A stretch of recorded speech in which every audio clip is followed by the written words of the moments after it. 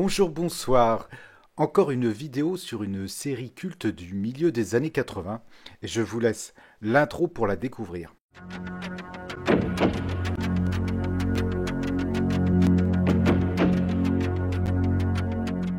Je pense que certains auront reconnu le thème de V, ce film de science-fiction écrit et réalisé par Kenneth Johnson en 1983 sur le réseau NBC aux États-Unis.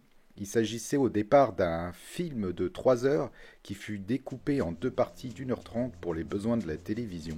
Cette œuvre rencontre un tel succès que immédiatement Warner commande une suite de mini-épisodes appelés Final Battle et qui débarquera en France en 1987 sur Antenne 2. L'histoire commence lorsqu'un reporter de guerre du nom de Mike Donovan, interprété par l'acteur Mark Singer, se retrouve en plein milieu d'un conflit au Salvador.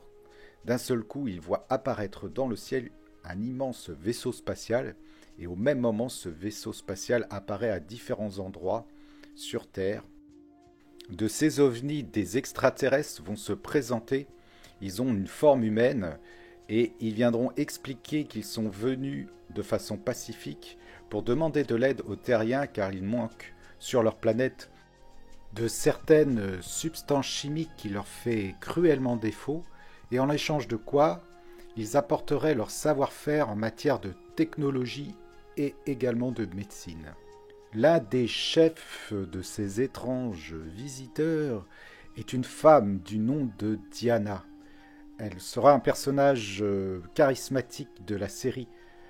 Elle est interprétée par l'actrice Jane Badler. Alors qu'au même moment, certains doutent des intentions pacifiques de ces étranges visiteurs, c'est le cas entre autres de beaucoup de scientifiques qui découvrent certaines choses étranges, et d'ailleurs ils finissent par disparaître. Et un certain nombre de gens commencent à se poser des questions, à savoir si les visiteurs ne sont pas liés à ces disparitions mystérieuses. C'est à ce moment-là où le journaliste Mike Donovan va enquêter sur les visiteurs et va réussir à s'introduire dans un des vaisseaux mères. Et il va découvrir l'effroyable réalité sur ces étranges visiteurs qui sont en fait des humanoïdes reptiliens. Donovan va découvrir également que les visiteurs ne sont pas là pour récupérer des substances chimiques, mais leur but réel est de pomper toute l'eau de la planète, car leur planète en manque cruellement, et en faire une terre aride. Et les terriens capturés par les visiteurs vont également leur servir de garde-manger. Pour prévenir le monde entier sur le danger de ces visiteurs, il trouvera des alliés comme la scientifique Julie Parrish, mais également au sein des visiteurs Martin, qui fait partie de la 5e colonne, un groupe de résistants qui sont opposés au projet tyrannique de leur chef.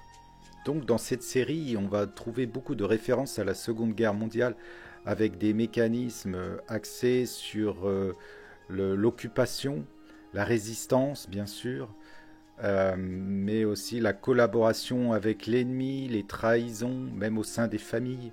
Mais replongeons-nous dans l'histoire, et justement en parlant d'histoire, une histoire d'amour va naître entre une femme qui fait partie de la résistance du nom de Robin Maxwell et un des visiteurs.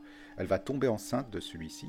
Et beaucoup de personnes de ma génération se souviennent, je suis sûr, de cette scène de l'accouchement où elle va accoucher de jumeaux.